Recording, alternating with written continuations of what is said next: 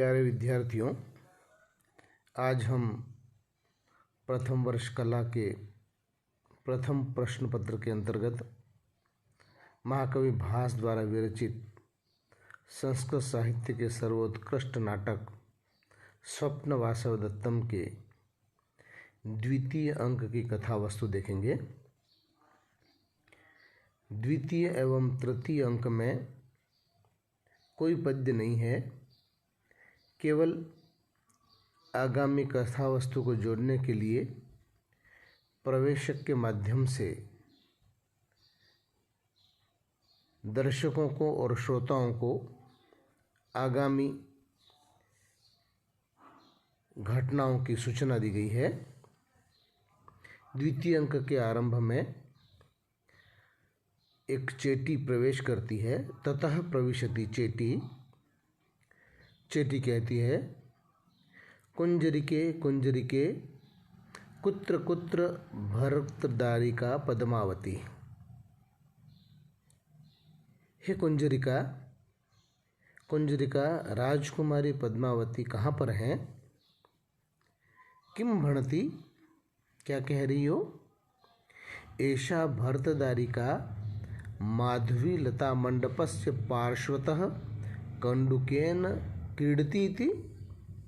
क्या ये राजकुमारी माधवी लता मंडप के पास गेंद से खेल रही है? यावत भर्तृदारिकाम उपसर्पामि। ठीक है, अच्छा, तो राजकुमारी के पास मैं जाती हूँ। परिक्रम्यावलोक्य, घूम करके चारों तरफ और देख करके, अम्भो इयं भर्तृदारिका उत्कृष्ट कर्णचूलिकेन व्यायाम संजात स्वेद बिंदु विचित्रितेन परिश्रांत रमणीय दर्शनेन मुखेन कंदुकेन क्रीडन्तीति एवागच्छति यावदुपसर्पयास्यामि। अच्छा, तो यह राजकुमारी कर्णफूलों को ऊपर की ओर उठाए हुए परिश्रम से उत्पन्न पसीने की बूंदों से विलक्षण थकावट से सुंदर दिखने वाले मुख से उपलक्षित होकर गेंद खेलती हुई इधर ही आ रही है। अच्छा, तो इनके पास जाती हूँ। निष्क्रांता ऐसे कहते हुए निकल जाती है और प्रवेशक समाप्त हो जाता है। ततः प्रविशति कंदुकेन क्रीडन्ती पद्मावती सपरिवारा वासवदत्ता सह।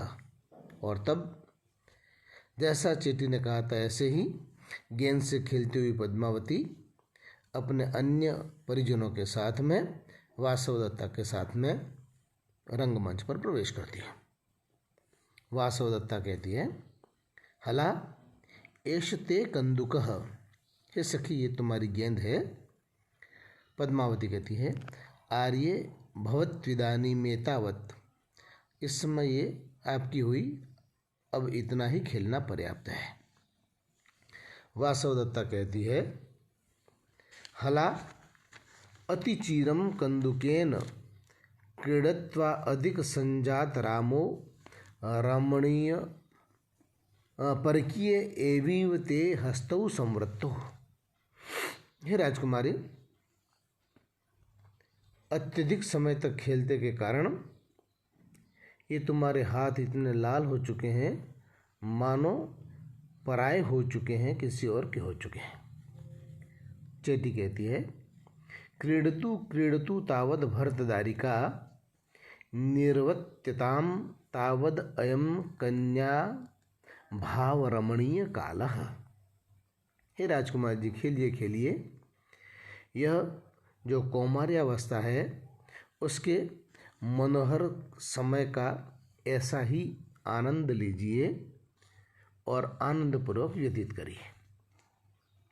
पद्मावती कहती है, आर्ये किम इदानीम माम उपहसतुमेव निध्याससि। क्यों इस समय तुम मेरा उपहास कर रही हो, खिल्ली उड़ा रही हो, मजाक कर रही हो? वासवदत्ता कहती है, नहीं नहीं हला, अधिकतम मध्य शोभते अभित इव त्यज्य वरमुखम पश्यामि। नहीं नहीं नहीं, ऐसा नहीं है सखी, आज तुम्हारा जो मुख है वो बहुत सुंदर लग रहा है, और आज मैं तुम्हारे इस मुख के निकट शीघ्र ही तुम्हारे वर के मुख को भी देख रही हूँ, तुम्हारे भावी पति के मुख के भी देख रही हूँ। पद्मावती अपे ही मेवादी मामूपहसः, दूर हटो, ऐसे में मेरा उपहास मत करो।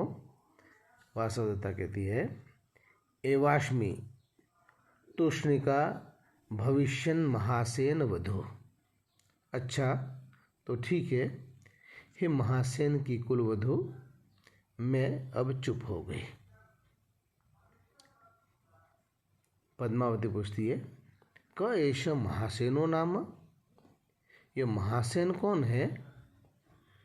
तो वासवदत्ता उत्तर देती हुई कहती है अस्त्युत्यजीनो राजा प्रद्योतो नाम तस्य परिमाण निवृत्तम नामधेयं महासेन इति। उज्जैन के प्रद्योत नाम के एक प्रतापी राजा हैं, उनकी विशाल सेना के परिणाम के कारण ही उन्हें महासेन के नाम से जाना जाता है। चेटी भर्तदारिका तेन राज्ञा सह संबंधम न इच्छति। राजकुमारी जी तो उस राज परिवार के साथ में संबंध करना नहीं चाहती हैं। तो वासवदत्ता कहती है अतः केन खलविदानीम अभिलषति, तो फिर ये किस राजा के साथ में विवाह करना चाहती है, संबंध रखना चाहती हैं? चेटी कहती है अस्ति वत्सराज उदयनो नाम तस्य गुणान भर्तदारिका अभिलषते। उदयन नाम के वत्स देश के राजा है और उनके गुणों को राजकुमारी चाहती है, उनके गुणों पर मुग्ध है। वासवदत्ता कहती है आर्यपुत्रम भरतारम अभिलषति। आत्मगतम, मन ही मन कहती है अच्छा अच्छा, ये भी आर्यपुत्र को ही पति बनाना चाहती हैं। फिर प्रकाशम पूछती है केन कारणेन, किस कारण से? तो चेटी कहती है सानुक्रोश इति, ये बहुत ही दयालु हैं, इसलिए उन्हें अपने पति के रूप में वर्ण करना चाहती है। वासवदत्ता आत्मगतम, मन ही मन कहती है जानामि जानामि अयमपि जनः एवं उन्मादितः। मन ही मन मैं जानती हूँ, मैं अच्छे से जानती हूँ, मुझे भी उसी प्रकार उन्मत्त बनाया गया था, मैं भी उनके इसी गुणों पर मुग्ध हुई थी और दयालु राजा का मैंने वर्ण किया था। चेटी भरतदारी के यदि स राजा विरूपो भवेत। चेटी कहती है राजकुमारी जी, यदि वे राजा कुरूप हों तो? वासवदत्ता कहती है नहीं नहीं दर्शनीय एव, नहीं नहीं वो बहुत ही सुंदर और दर्शनीय है। पद्मावती एकदम से कहती है आर्य कथम त्वम जानासी, कि हे आर्य तुमको कैसे पता है, तुम कैसे जानती हो? वासवदत्ता आत्मगतम, मन ही मन कहती है आर्यपुत्र पक्षपातेनातिक्रांतः समुदाचारः किम इदानीं करिष्यामि भवतु दृष्टम। आर्यपुत्र के प्रति स्वामी के प्रति पक्षपात करने के कारण मैंने यह आचार का अतिक्रमण किया है। प्रोषित भर्तृका को किसी और व्यक्ति के सौंदर्य का वर्णन नहीं करना चाहिए, उस नियम का उल्लंघन किया है, इसलिए इस समय क्या करूं?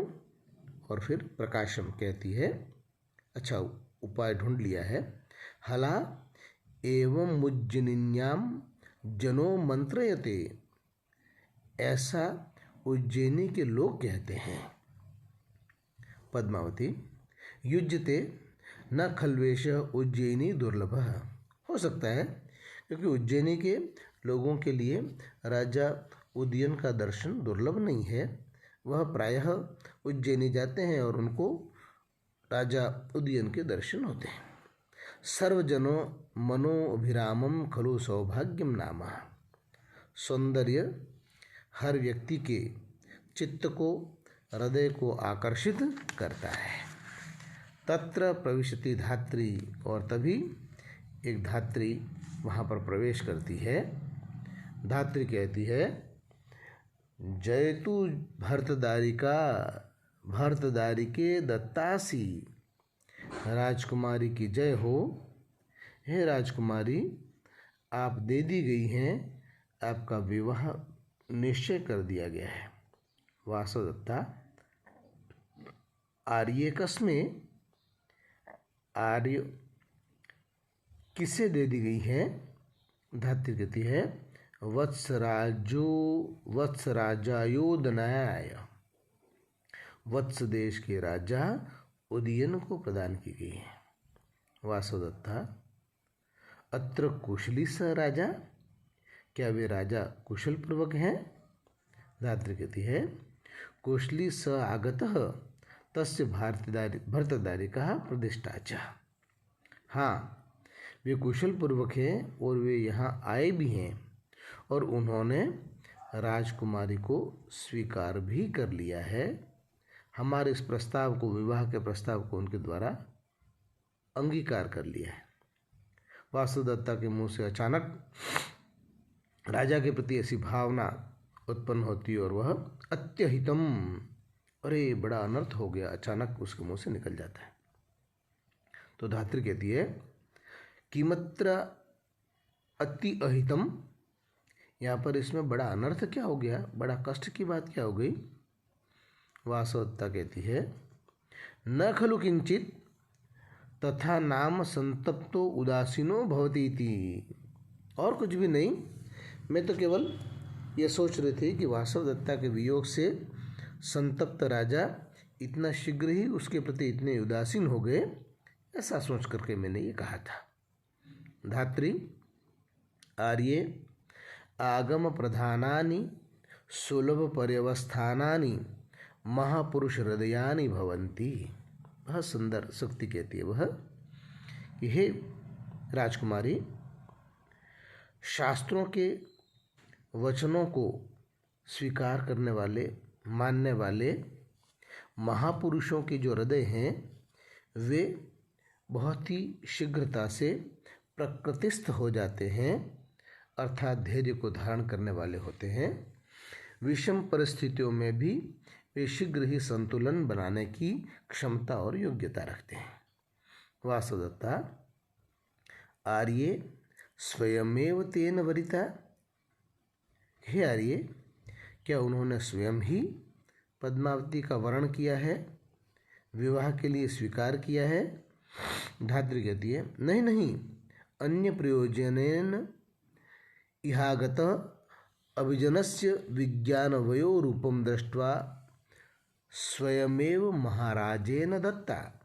नहीं नहीं, वे तो किसी अन्य प्रयोजन से आए थे और उनके जाति, कुल, ज्ञान, आयु आदि को देख करके महाराज उदय ने स्वयं, महाराज दर्शक ने स्वयं उदयम को पद्मावती के वर्ण का प्रस्ताव रखा।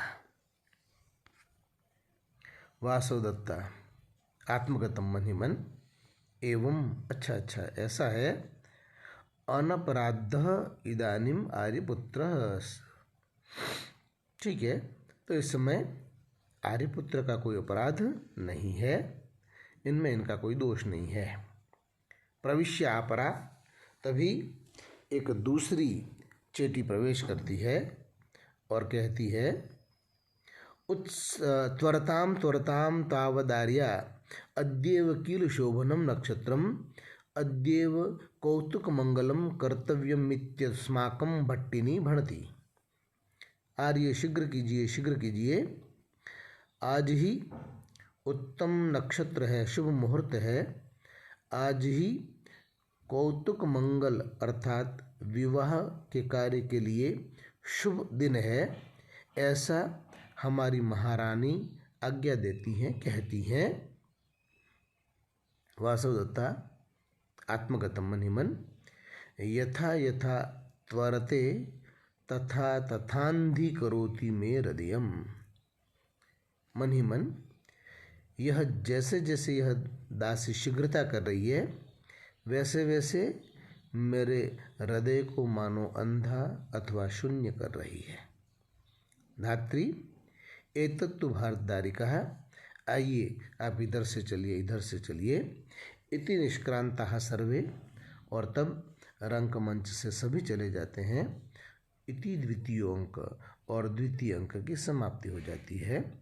द्वितीय अंक में उदयन के द्वारा दर्शक की बहन पद्मावती को विवाह के लिए स्वीकार कर लिया गया है, इसकी सूचना मात्र दी गई है।